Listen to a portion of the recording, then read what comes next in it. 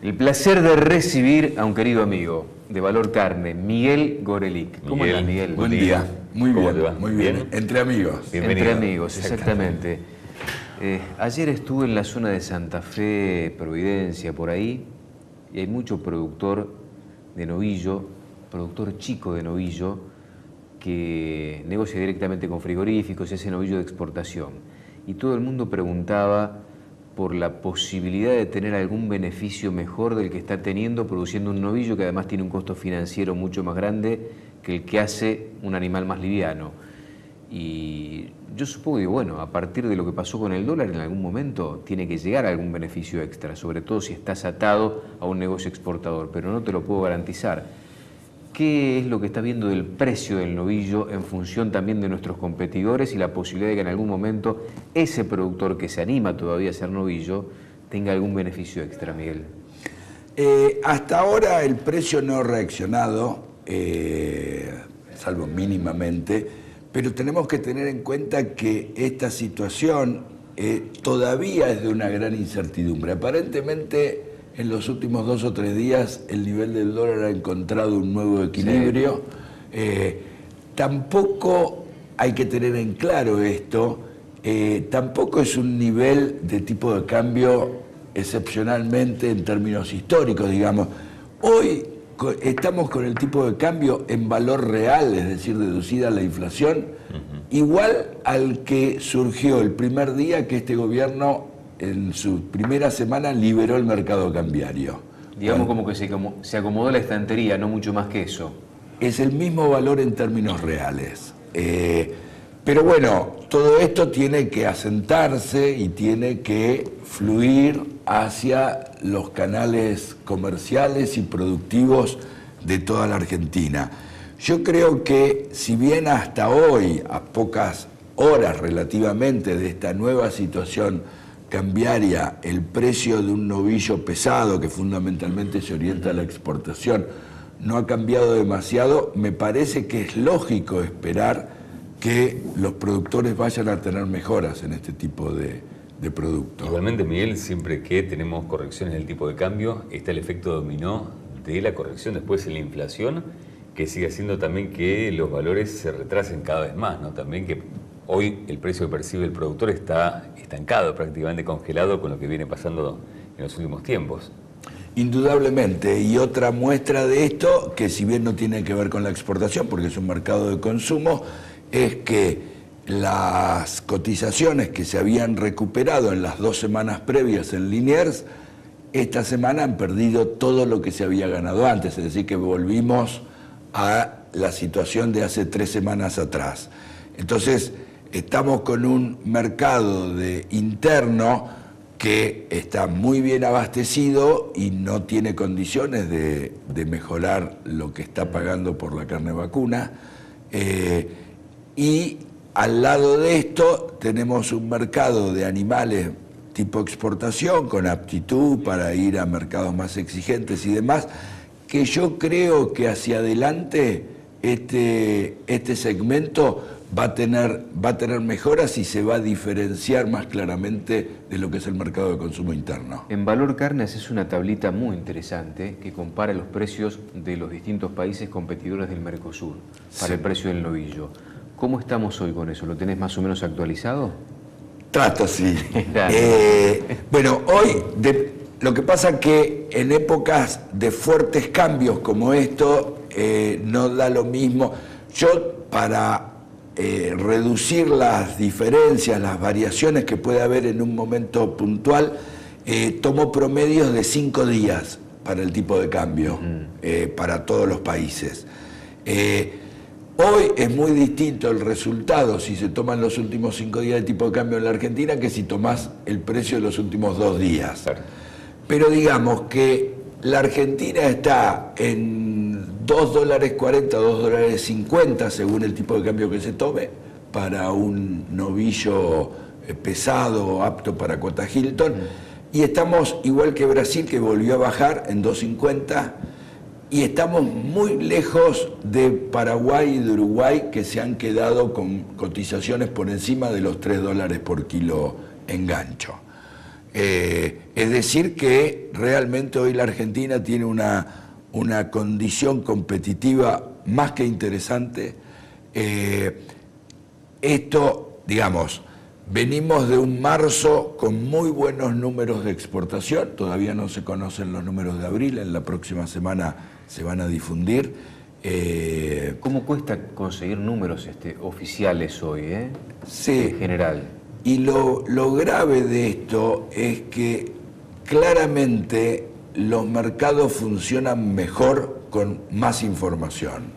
Y si estamos hablando de un mercado tan atomizado y tan competitivo como el de la carne vacuna, la información es vital, porque no da lo mismo que el mes pasado se hayan faenado 1.100.000 cabezas que 1.000.000 o que 1.050.000. Hay que conocer esto y más rápido, y no lo estamos logrando. Inclusive algunas de estas estadísticas han empeorado. Yo creo que las autoridades tienen que poner un ojo en el tema y hacer que el mercado conozca más rápido la información. ¿Cómo estás viendo el mercado de Europa, que es fundamentalmente ese que se lleva la mayor cantidad de novillos, sobre todo carne de calidad? El mercado europeo está flojo. Los valores de la famosa cuota Hilton, que es un termómetro muy bueno para medir el mercado, están débiles y con tendencia a la baja. Hoy se habla de no más de $11.500 la tonelada.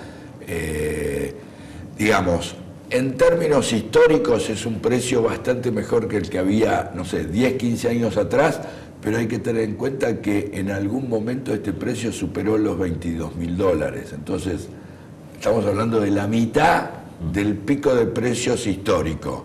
Esto está mostrando la debilidad del mercado y máxima en un momento en que el dólar se está valorizando, lo que hace que las cotizaciones en dólares tiendan a hacerse más bajas. Si no es Unión Europea, ¿qué otro país puede llegar a ser, no digo reemplazo, pero complemento de ese mercado, hablando de carne de calidad? Porque vemos lo que está pasando con China, que se lleva puesto todo lo que se exporta, pero China se lleva fundamentalmente una vaca, que no es lo mismo que producir un novillo, ¿no?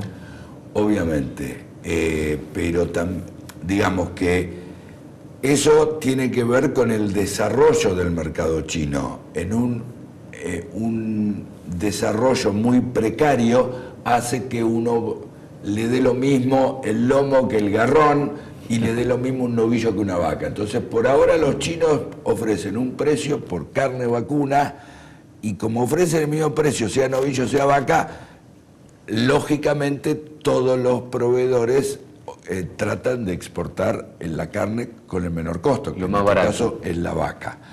Ahora, el protocolo que se está firmando con China, que habilita la exportación de carne con hueso y de carne enfriada, creo que presenta una puerta de entrada extraordinaria a un mercado que habrá que desarrollar, así como hace 30 o 40 años se desarrolló en Europa el mercado del enfriado para los cortes caros. La Argentina tendrá que imponer su prestigio, que lo tiene muy alto todavía, para crear un mercado que todo el mundo coincide en que hay 30 millones de supermillonarios en China que habrá que enseñarles a comer carne como la comemos nosotros. Interesante, interesante, sí. Vuelvo, Miguel, a lo que te consultaba Silvio antes. ¿Cuándo va a llegar al productor el beneficio, el efecto derrame de los mejores precios para que esté el incentivo, ¿no? Para poder hacer animales más pesados. Para llegar a poco la matriz, ¿no? Productiva. Yo no estoy en condiciones de poner una fecha, pero yo creo que próximamente se va a empezar a notar esto. Hasta ahora, digamos, acá hay que tener en cuenta que los precios los fija el mercado. Hay una oferta súper diseminada y una demanda también muy diseminada. Y si el precio no ha reaccionado es porque la oferta continúa. No hay que olvidarse que si bien hemos salido en casi todo el territorio argentino de la sequía tan fuerte que hubo, los efectos se sienten, con lo que todavía el flujo de oferta sigue siendo igual al de antes y por eso no se afectaron las cotizaciones. En cuanto empiece a faltar un poco de novillo pesado, que yo considero que en las próximas semanas tendría que haber algún indicio en este sentido, en cotizaciones más altas. ¿Crees que lo de la seca le puede llegar a pegar a la producción de novillo pesado a mediano plazo, mediano o largo plazo, pensando ya en lo que puede llegar a ocurrir desde la primavera y sobre todo a partir de marzo del año que viene? Porque la gran aspiradora del ternero de esta zafra, sin duda, fue el feedlot, que tiene niveles récord de encierre. Y uno se pregunta, ¿qué estará pasando con esos campos de invernada que prácticamente quedaron al margen de la compra del ternero? Es cierto esto que decís al caracterizar la situación, pero también es cierto que la compra que hacen los feedlots de los terneros de invernada es un número parcial con respecto a la totalidad de la ganadería argentina. Sí, y yo creo que en la medida en que se empiecen a percibir de manera más concreta los incentivos para ir a categorías más elevadas de peso y que esto se absorba, se asimile como que es una situación perdurable, me parece que va a ser mayor el porcentaje de animales que se recríen, recrías más largas, que es la época más rentable de la producción animal. Y también va a haber más productores que se lancen a buscar ese novillo pesado que, digamos, a veces yo siento que cuando hablo de novillo pesado la gente se imagina un novillo de más de 600 kilos. Y en realidad estoy hablando de animales que llegan por lo menos de buena conformación y que llegan a los 450 kilos vivos. No es una locura llegar a esos niveles de producción, ¿no? ¿Lo de Japón es un sueño, una quimera, es un título para los diarios o puede llegar a ser alguna realidad posible a partir de esta noticia que recibimos en las últimas horas? Yo creo que acá se juntan dos noticias que son favorables. Una, lo que logró Argentina, que es el reconocimiento de la carne vacuna y ovina de la Patagonia como libre de aftosa. Pero también es cierto que en la Patagonia está el 2% del rodeo nacional. Entonces, ahí se puede hacer poquito, digamos. Pero al lado de esto, digamos, es un reconocimiento de parte de Japón, país que hasta ahora aplica estrictamente la política de que solo importa carne de países o de áreas que están libres de aftosa sin vacunación. Pero próximamente se ha avanzado mucho para que Japón reconozca a Uruguay, que tiene el mismo estatus sanitario que la Argentina. Si Uruguay accede al mercado japonés, me parece que esto refuerza la noticia de estos días y nos debería dar más expectativas de que en algún momento la carne argentina, aún vacunando contra aftosa, pueda entrar a ese mercado tan interesante. Para vos, tipificación, trazabilidad son temas todavía pendientes y sobre los cuales habrá que trabajar mucho, sobre todo pensando en estos mercados que son más demandantes desde el punto de vista de las exigencias en todo sentido, ¿no? La respuesta es sí. Yo creo que hay que perfeccionar el sistema de trazabilidad en la Argentina de manera de estar más sólidamente parados en este tema y pudiendo afrontar cualquier tipo de vigilancia sobre el asunto. Y con respecto al tema tipificación, a veces la discusión se plantea de alguna manera que me genera preocupación, porque acá, digamos, muchas veces se piensa que la tipificación tiene que ver con la raza de origen de los animales, y yo creo que debería tener que ver con los atributos de la carne. Y los atributos de la carne tienen más que ver con, según todos los especialistas, con de la manera en que se faenan los animales y qué se hace a partir de la faena, que con la raza de origen de los animales. Entonces, crear una tipificación que esté más orientado a ver cuál es la raza del animal en lugar de ver cuál es la terneza, cuál es el gusto de la carne que se genera a partir de cierta modalidad de faena, me parece que puede ser un tiro en los pies, ¿no? Porque puede degradar parte de la carne que exporta la Argentina y esto va a afectar a los precios promedio de la ganadería argentina.